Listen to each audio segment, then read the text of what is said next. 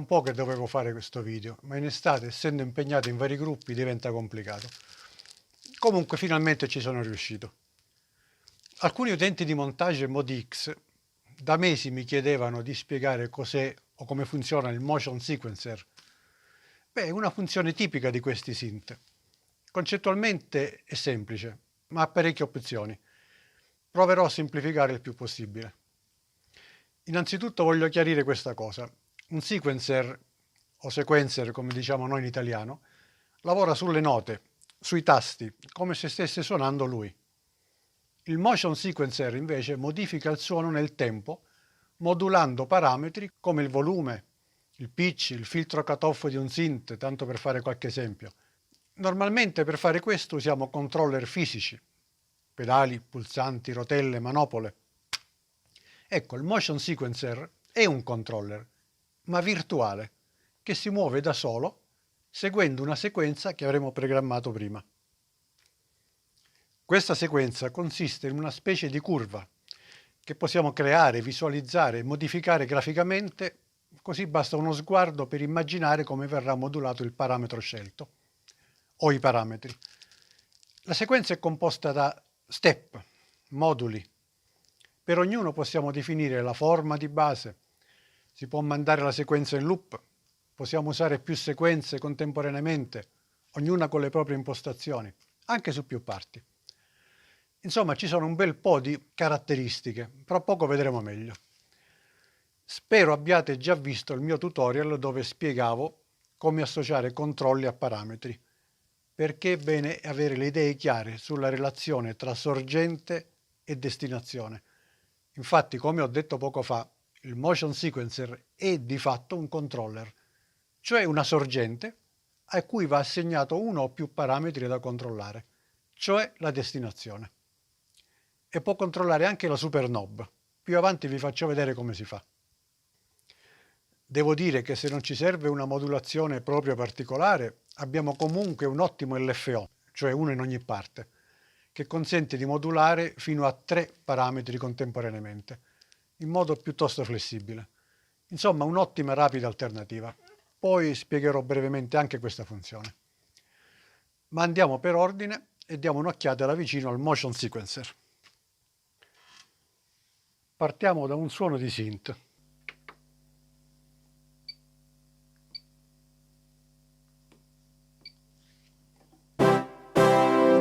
Decido che voglio modulare la frequenza di taglio del filtro, il famoso cutoff.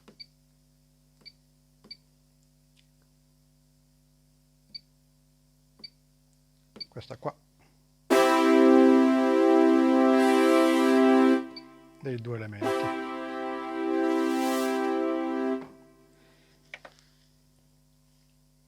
Come ho accennato poco fa, la sequenza va preparata prima. Vi mostro un attimo la schermata del motion sequencer per la performance. È una panoramica relativa a tutte le parti, oltre che ai parametri comuni e ingresso audio. Questo pulsante è collegato a quello sul pannello. Infatti sono collegati direttamente. Ambedue attivano o meno il motion per l'intera performance, praticamente l'interruttore generale del motion. Per ognuna delle 16 parti abbiamo l'interruttore di parte e 4 linee disponibili. La tastiera può eseguire una sequenza per ogni linea attiva, ma possiamo attivarne al massimo 8 in tutta la performance. E infatti qui ecco una casella col numero di linee attivate su un massimo di 8, comprese quelle common audio. Oltre non va. Cominciamo con un esempio semplice. Una sola sequenza.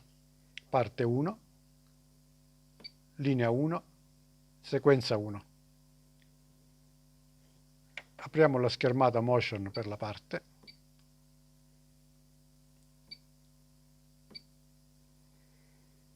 Ecco qua attivata la linea 1. Questa è la parte in cui in questo esempio c'è il suono da modulare. imposto un ciclo di 4 step, il massimo è 16, la velocità posso definirla da qui e volendola si può sincronizzare al tempo dell'arpeggio se attivo, a quello della performance, eccetera.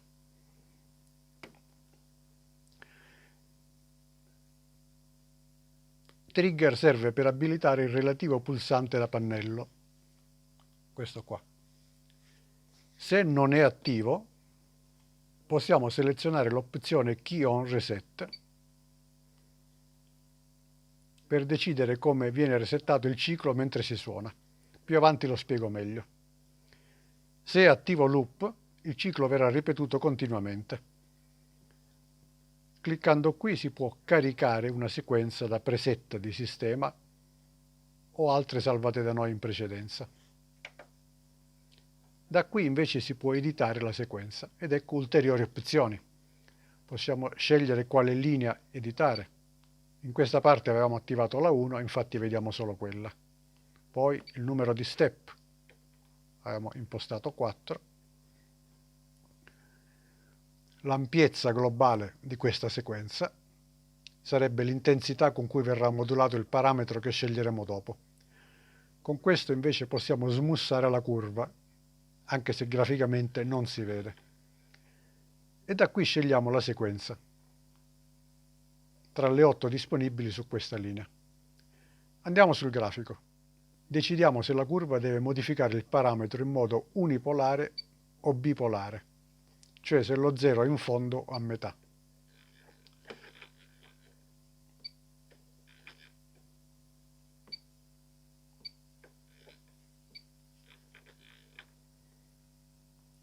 Ora osserviamo gli step. Per ognuno scegliamo uno dei due impulsi, A o B, che si impostano da qua giù, e la relativa ampiezza. Qui sotto possiamo impostare A e B.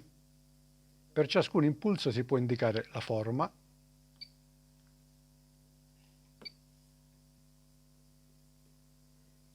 la direzione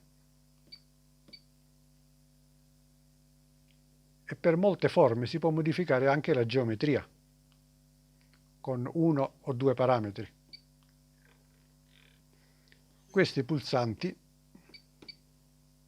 abilitano il controllo dei relativi parametri usando la knob da pannello. Ci torno fra poco. Per i più esigenti è possibile creare addirittura una forma personale.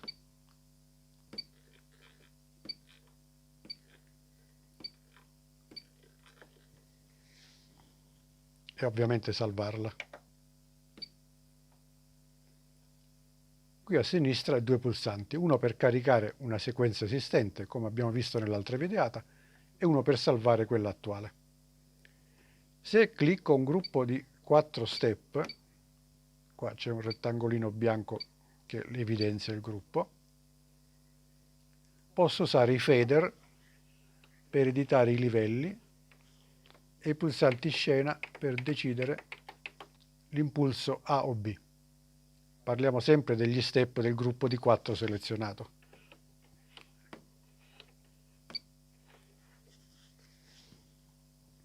In montaggio possiamo farlo con gruppi di 8 step perché sul pannello ci sono 8 fader e 8 scene anziché 4 come sul Modi X.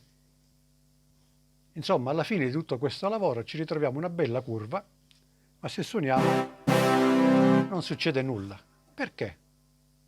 Perché il motion sequencer sta effettivamente lavorando, ma non abbiamo ancora assegnato il parametro destinazione.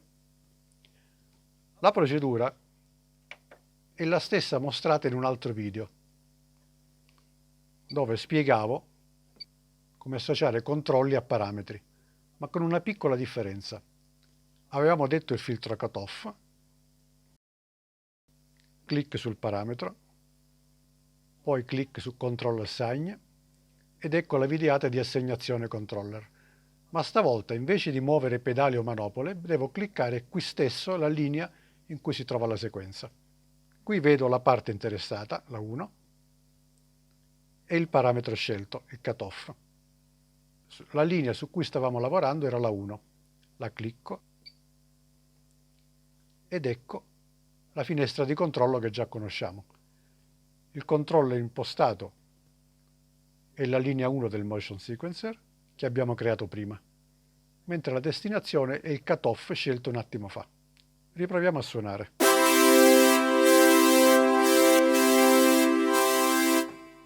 Qualche regolazione posso farla da qui.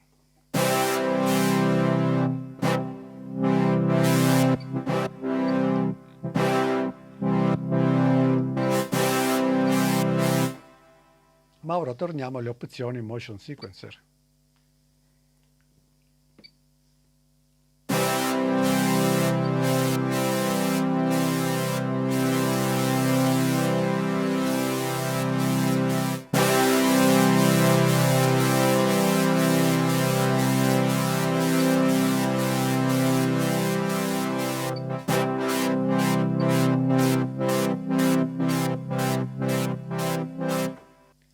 Nella sua forma più elementare, il motion è praticamente indistinguibile dall'LFO. Ma basta impostare curve particolari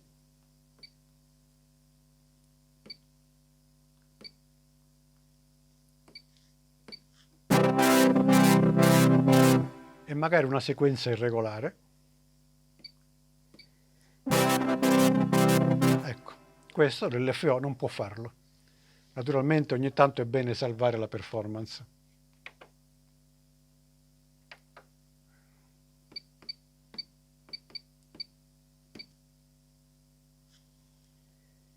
Ora diamo un'occhiata a questi pulsanti. FX abilita i due controlli da pannello, se selezionati. Una manopola regola l'intensità o ampiezza globale del motion e l'altra modifica la forma della sequenza, cioè la geometria che abbiamo visto prima, se abilitata da quei pulsantini. Quest'altro pulsante l'ho accennato prima, abilita l'avvio della sequenza quando si preme Trigger da pannello.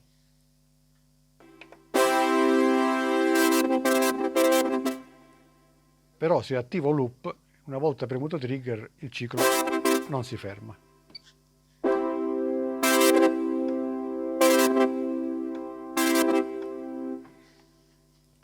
Sul pannello c'è anche il pulsante Hold, che permette di fermare la sequenza in qualsiasi momento.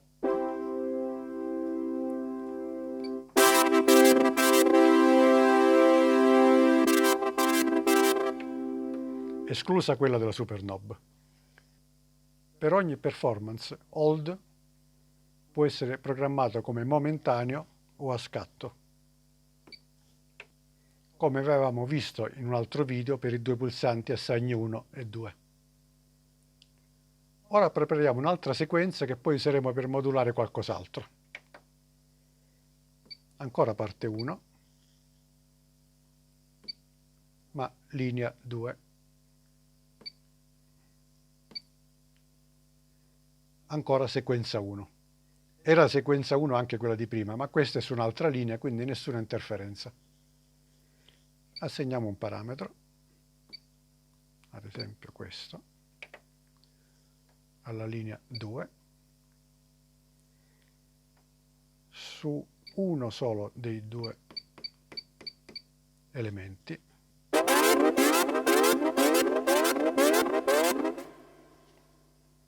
O su tutti e due. Ora torniamo qui per sistemarli meglio.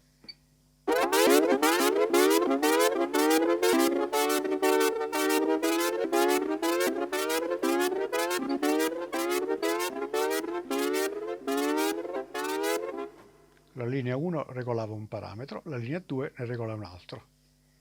Qualcuno avrà notato le 8 sequenze e si domanderà quale sia la relazione con il limite di 8 linee o quello di 8 parti suonabili direttamente. In realtà non c'è una vera relazione. In ognuna delle linee di ogni parte posso programmare fino a 8 sequenze. Però bisogna tenere presente che quando in una linea scelgo quale sequenza eseguire, ad esempio la 3, anche in tutte le altre linee attive andranno a usare la propria sequenza 3. Quindi questa scelta vale per tutti. Ora proviamo ad aggiungere una parte ritmica, così vediamo come sincronizzare tutto. Su Modi X basta premere questo pulsante. Su Montage c'è una combinazione di tasti che ora non ricordo. Le parti ritmiche sono eseguite da arpeggi specifici, quindi lasciamo attivo l'arpeggio della parte ritmica, eccolo lì.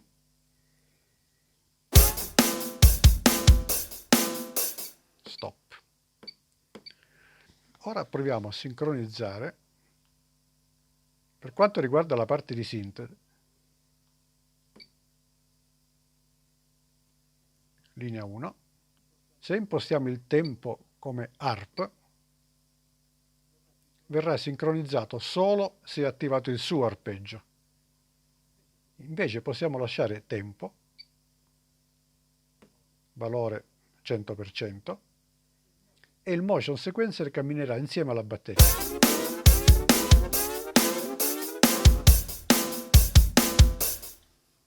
Avevo detto che si possono attivare massimo 8 linee contemporaneamente.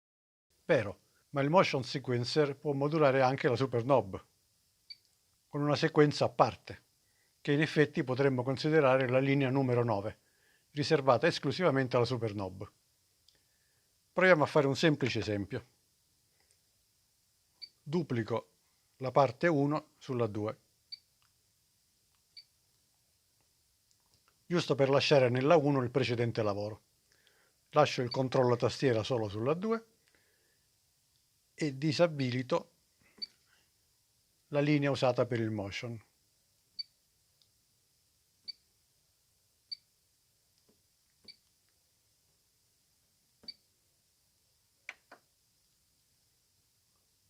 Notate che adesso sulla 1 c'è il pulsante per attivare il motion, mentre sulla 2 no, perché l'ho appena disabilitato.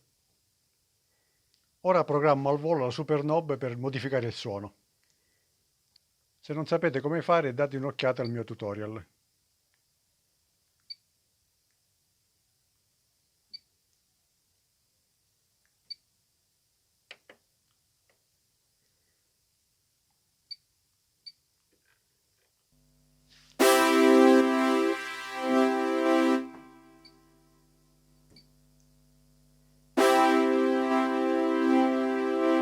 Ecco qui, molto semplice. La super knob comanda il pan degli elementi della parte 2.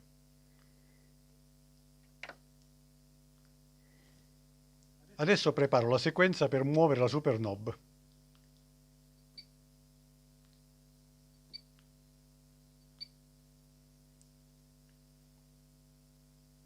La attiviamo.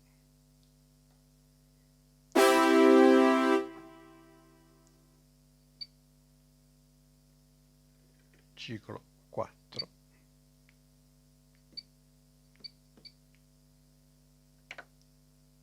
Attenzione a questo campo. Devo selezionare la parte su cui è programmato la super knob. Nel nostro caso la 2. La super knob non arriva a fondo scala perché dobbiamo impostare al massimo sia l'intensità che i singoli step. Ecco qui.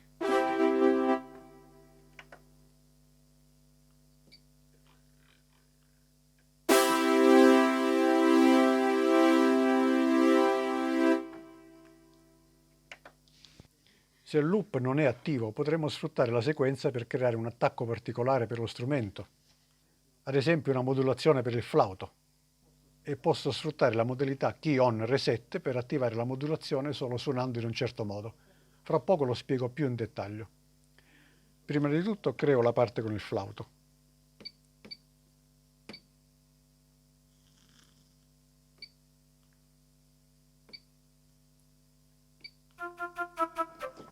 Poi in questa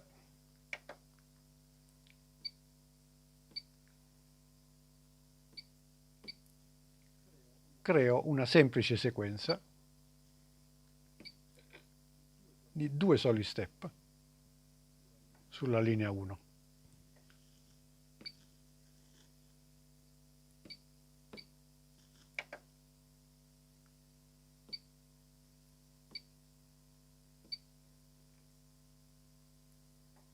Poi vado sul pitch dei flauti, anzi lasciamone attivato uno solo così è più facile, e gli assegno il controllo della linea 1 di questo tipo.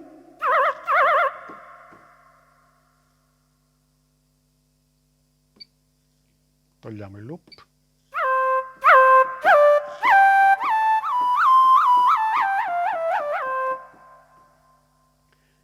Ed ecco a cosa serve il key on reset. Se off, il ciclo viene eseguito in modo autonomo, cioè per ogni nota. Io voglio che venga eseguito soltanto alla prima nota. Poi se premo altri tasti, senza rilasciare quello,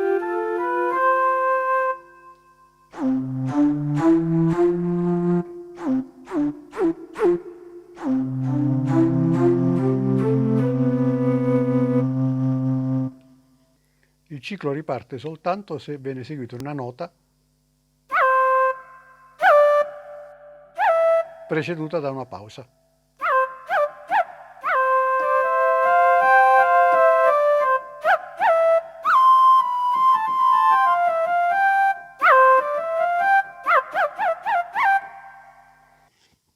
Per quanto riguarda la sezione Common Audio, questa qui, ovviamente può modulare parametri comuni a tutte le parti della performance, come riverbero, variazione, master FX, eccetera. Si programma in common anziché la parte, si assegna un parametro comune e per il resto non cambia nulla. Credo che difficilmente la troverete utile, ma un accenno andava fatto. Ancora una cosetta. Tra i parametri che possiamo salvare nelle scene, ci sono anche quelli per il motion. Per ogni scena posso scegliere se attivare l'opzione e in caso positivo se accendere o meno lo switch, quello lì,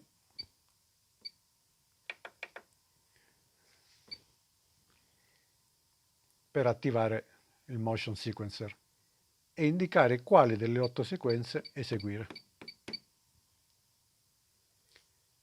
Idem per la sezione arpeggio, che magari spiegherò in un altro video. Anche gli ultimi 2 tab, questi qua, contengono parametri che possiamo salvare in ogni scena, regolabili per ogni parte separatamente, alcuni in comune con l'arpeggio, altri solo arpeggio, solo motion. Divertitevi a sperimentare. Se adesso avete le idee più chiare sul motion sequencer, possiamo dare un'occhiata all'LFO.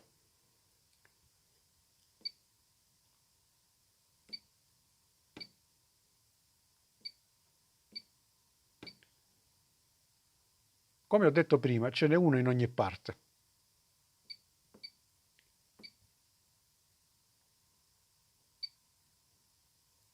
Part LFO. L'acronimo LFO sta per Low Frequency Oscillator, cioè oscillatore a bassa frequenza.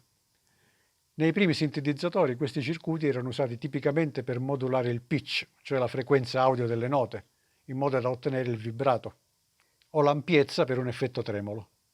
Col tempo è stato possibile assegnare all'oscillatore ulteriori parametri, ed è quello che possiamo fare anche qui.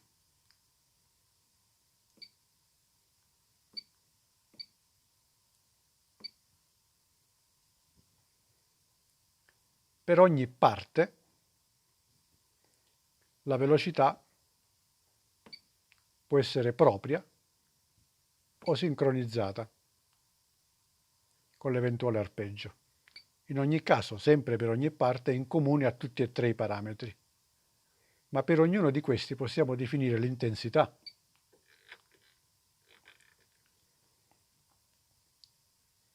addirittura per ognuno degli elementi, e idem per la fase. Poi abbiamo l'inviluppo della modulazione, che in questo piccolo grafico ci mostra.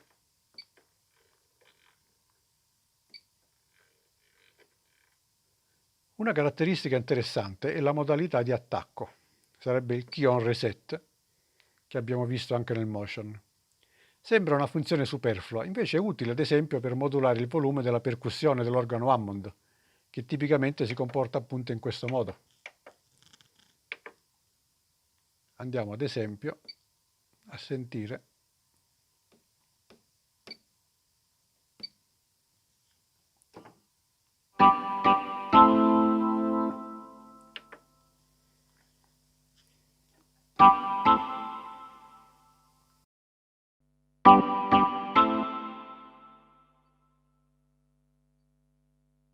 Percussione.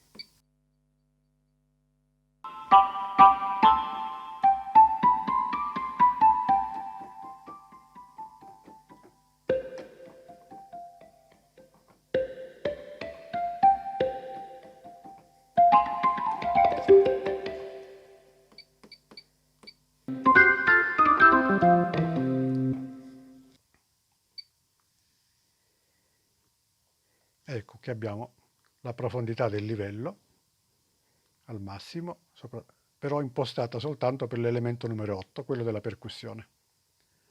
E poi attenzione anche ai valori impostati qua, perché definiscono la durata della percussione. Ok, mi rendo conto che un sintetizzatore moderno è più complesso di un organo a bontempi. Imparare tutte queste caratteristiche richiede uno sforzo iniziale, in effetti. Io stesso ho incontrato difficoltà in alcuni passaggi, anche perché il manuale è spesso superficiale, incomprensibile o incompleto. Ma una volta compresi i vari meccanismi, la strada è tutta in discesa e programmare diventa più semplice. Quindi buon divertimento e alla prossima!